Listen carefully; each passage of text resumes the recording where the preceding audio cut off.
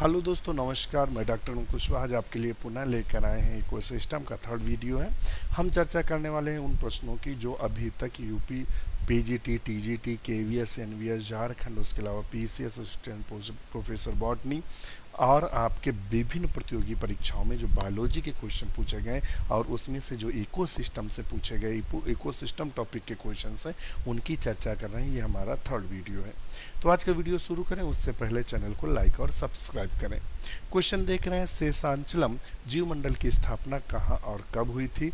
Where and when the Seshachalam biosphere was establish, तो वो आंध्र प्रदेश में हुई थी 2010 में। ध्यान रखिएगा, इसका जो कुल क्षेत्र है 4755.997 वर्ग किलोमीटर है और ये चित्तूर और कडप्पा जिले के भूभाग पर बना हुआ है।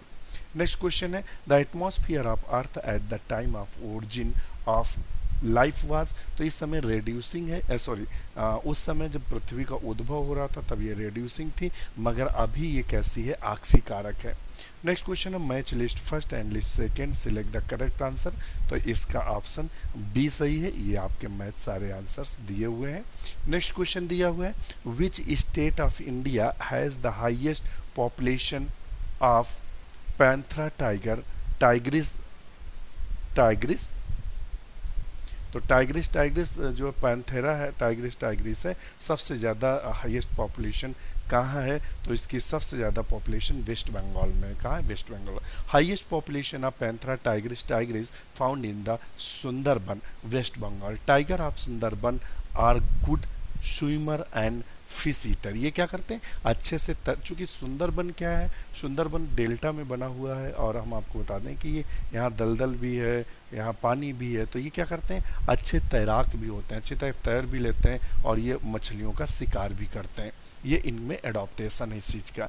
ए species is said to be extinct if it has not been seen in the wild for the last, तो अगर लास्ट माना जाता है कि लास्ट अगर वो 50 सालों से दिखाई नहीं दिए तो उसको एक्सटिंक्ट मान लिया जाएगा। A species is said to be extinct if has not been seen in the wild for the last 50 years. Human activities is the main cause of extinction of species. Dodo is a extinct bird founded in the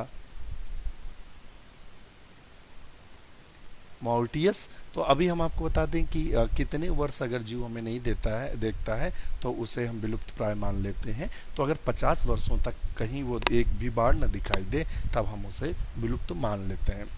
For a given ecosystem, the total amount of solar energy converted to the organic compound during photosynthesis is called, तो उसे हम क्या बोलते हैं? तो उसे बोलते हैं ग्रास प्राइमरी प्रोडक्शन। बहुत अच्छा क्वेश्चन है। Only 1% of solar energy utilized by green plant, total amount of solar energy stored in the food material synthesized by green plant called gross primary production। ध्यान रखिएगा, बहुत अच्छा क्वेश्चन है। Which one of the following animals has become extinct in India, तो आप भी बताइएगा वो कौन सा है? तो वो कौन सा है? स्नो लेपर्ड जो है वो इस समय है। नेक्स्ट क्वेश्चन है, snow leopard mostly found in Arunachal Pradesh called Panthera uncia has become extinct. ये भी बहुत अच्छा क्वेश्चन है, 1998 में पूछा गया है। Which one of the following statement is not true about the wild life sanctuary, इनमें वाइल्ड लाइफ सेंचुरी के विषय में इनमें क्या सत्य नहीं है? तो fauna is protected, grazing is prohibited, hunting is prohibited, flora and other forest produce can be utilise, तो इसमें डी नंबर सही नहीं है। नेक्स्ट क्वेश्चन देख लेते हैं। प्राइमरी प्रोड्यूसर्स आर, इसमें प्राइमरी प्रोड्यूसर सरदम क्या होते हैं? वो ऑटोट्रॉफ होते हैं। क्योंकि पौधे जो होते हैं ऑटोट्रॉफ होते हैं, जिसको हिंदी में स्वपोषी के नाम जानते हैं। वो जीव जो अपना भोजन स्वयं बना लेते हैं उनको स्वपोषी कहते हैं। इसमें पेड़ पौधे आते हैं।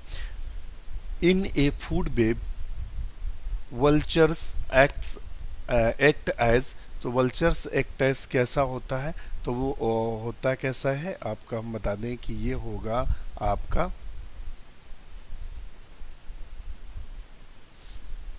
स्क्वेंजर होगा आपका, ये ध्यान रखिएगा। ये गिद्ध मेहतर के रूप में कार्य करता है। ध्यान रखिएगा। स्कैवेंजर के रूप में कार्य करता है, अर्थात ये साफ सफाई के रूप में कार्य करता है। ये देखिए क्वेश्चन हमारे लिए भी बिल्कुल अलग है। अभी हम लोग क्या करता है, गिद्ध को हम ये समझ सकते हैं कि ये खाना खा रहा, मांस खा रहा है, मगर इसने कि यहाँ बिल्कुल अलग सा आंसर दिया हुआ है, तो ऑप्शन इसका सी सही होगा। ये इस सफाई कर्मी के रूप में, स्कैवेंजर के रूप में काम करता है। नेक्स्ट क्वेश्चन है, musk musk deer does not occur in, तो बताइएगा musk deer does not occur in Nepal, Uttarakhand, Orissa, Ladakh. तो कहाँ हमें देखने को नहीं मिलते हैं, तो ये हमें उड़ीसा में नहीं पाए जाते हैं, जबकि नेपाल, उत्तराखंड और लद्दाख में पाए जाते हैं। जो कस्तूरी हिरन होते हैं वो उड़ीसा में नहीं पाए जाते हैं, जबकि नेपाल, उत्तराखंड, लद्दाख में पाए जाते हैं। नेक्स्ट क्वेश्चन है, ओंटोजिनी recapitulates phylogeny, this phenomena is explained by, तो बताइएगा। तो ये था कौन सा, रिकैपिटुलेशन थ्योरी, ऑप्शन सी सही है। और इसको अर्नेस्ट हैकेल ने 19th सेंचुरी में German biology is explained by recapitulation theory. Animal living in the bottom of sea are called, तो उनको हम क्या बोलते हैं बताइएगा, जो बॉटम में पाए जाते हैं तो उनको हम बेंथिक बोलते हैं। क्या बोलते हैं, बेंथिक। पेल्जिक क्या होते हैं, जो ऊपर सरफेस पर पाए जाते हैं, ध्यान रखिएगा। नेक्स्ट क्वेश्चन है, the biodiversity is lowest in the, सबसे कम बायोडाइवर्सिटी कहाँ हमें देखने को मिलेगी, तो सबसे कम हमें टुंड्रा में देखने को मिलती है। कहाँ देखने को मिलती है, टुंड्रा। जैव विविधता सर्वाधिक उष्ण कटिबंधीय क्षेत्रों में पाई जाती है, जबकि टुंड्रा क्षेत्र में सबसे कम जैव विविधता पाई जाती है। किसी प्राकृतिक प्रदेश में पाई जाने वाली जंगली तथा पालतू जीव जंतु एवं पादपों की प्रजातियों की बहुलता को जैव विविधता कहते हैं। 1992 ईस्वी में रियो डी जेनेरियो में आयोजित पृथ्वी सम्मेलन में जैव विविधता शब्द को परिभाषित किया गया था। नेक्स्ट क्वेश्चन है, they are aquatic micro organism having little और no power of locomotion and move in the water at the mercy of water movement। ऐसा जीव जो वाटर की दयालुता पे या वाटर के दया पर ही मूवमेंट करता है, वो स्वयं मूवमेंट नहीं करता है। वो कौन से हैं, प्लैंकटन, सेस्टोन, प्लियोस्टोन और नेक्टोन। तो वो क्या है, प्लैंकटन। वो जलीय सूक्ष्म जीव जिसमें गति करने की क्षमता नहीं होती, जल की धारा सहायता से गति करते हैं, वे प्लैंकटन कहलाते हैं। बहुत अच्छा क्वेश्चन है, क्या कहलाते हैं, प्लैंकटन।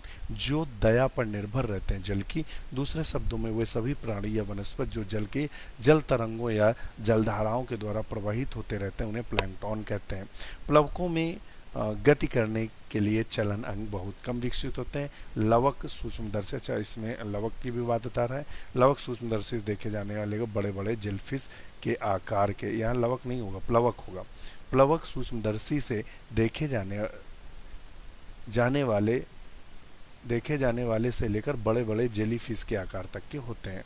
नेक्स्ट क्वेश्चन देख लेते हैं, the primary source of energy in an ecosystem. तो प्राइमरी जो एनर्जी है वो वैसे तो सन है, तो देख लेते हैं, वही नंबर सन सही है। नेक्स्ट क्वेश्चन है, the main source of energy in deep sea water can be. गहरे समुद्रिक पानी में ऊर्जा का मुख्य स्रोत हो सकता है। टीजीटी बायोलॉजी 2000 क्वेश्चन में पूछा गया है, तो ये होगा क्या, हाइड्रोथर्मल वेंट। बहुत अच्छा क्वेश्चन है। गहरे समुद्री पानी में ऊर्जा का मुख्य स्रोत हाइड्रोथर्मल वेंट होते हैं। गहरे समुद्र के समुदायों के लिए ऊर्जा पोषक तत्वों के 3 मुख्य स्रोत समुद्री बर्फ, वेलफॉल और हाइड्रोथर्मल होते हैं।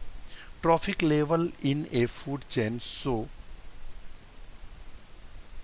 तो क्या शो करते हैं, तो वो हमें क्या शो करते हैं, एनर्जी लेवल को।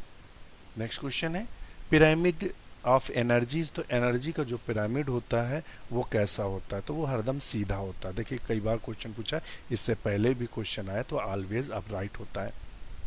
नेक्स्ट क्वेश्चन देख लेते हैं, which one of the following elements play an important role in biological nitrogen fixation. निम्नलिखित में कौन जैविक नाइट्रोजन स्थिरीकरण मुख्य भूमिका निभाते हैं, तो उनमें से कौन सा है, तो वो है मॉलिब्डेनम। कौन सा है, मॉलिब्डेनम। टीजीटी बायोलॉजी 2005 में क्वेश्चन पूछा गया है। नेक्स्ट क्वेश्चन है, A study of animal in the relation to its environment is known as, वातावरण के साथ जंतुओं के संबंध के अध्ययन को कहते हैं। तो उसे हम क्या बोलेंगे, जंतुओं के सॉरी वातावरण के साथ जंतुओं के संबंध के अध्ययन को हम क्या बोलते हैं, तो हम बोलेंगे ऑटो इकोलॉजी या स्व पारिस्थितिकी के नाम से जानते हैं। नेक्स्ट क्वेश्चन जानते हैं। चूंकि ये व्यक्तिगत तो बता रहा है, किसी जंतु समुदाय की बात कर रहा है, यह क्वेश्चन थोड़ा सा क्लियर कम है, ध्यान रखिएगा।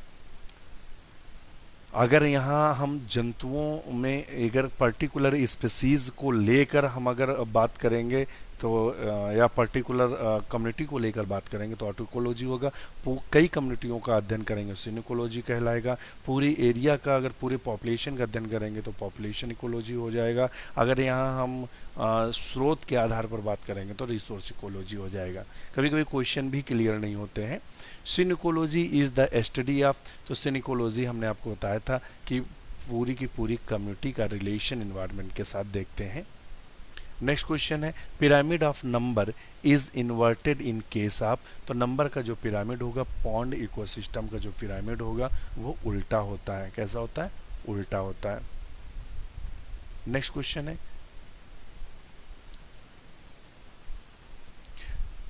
विच one of the following is a micronutrients, इनमें से माइक्रोन्यूट्रिएंट्स कौन सा है, और ये क्वेश्चन अभी बीईओ में पूछा गया है। ये क्वेश्चन किस में पूछा गया है, बीईओ में क्वेश्चन पूछा गया क्वेश्चन से। तो बताएगा इनमें से निम्न में कौन सूक्ष्म पोषक तत्व है, वहाँ माइक्रो एलिमेंट्स पूछा गया था। तो बताएगा तो कैल्शियम जो है वो सूक्ष्म पोषक तत्व आएगा। सूक्ष्म पोषक तत्व ऐसे तत्व जो जिनकी बहुत कम मात्रा में आवश्यकता होती है, उसमें दिया हुआ, सॉरी एक बार फिर से देख लेना, कैल्शियम में बता गया, क्लोरीन, बोरान और आयरन, तो इसमें आयरन दिया हुआ है तो आयरन सही होगा। ये हम कैल्शियम को क्लोरीन के धोखे से आपको बताएंगे, तो इसका सही आंसर होगा आयरन। नेक्स्ट क्वेश्चन है,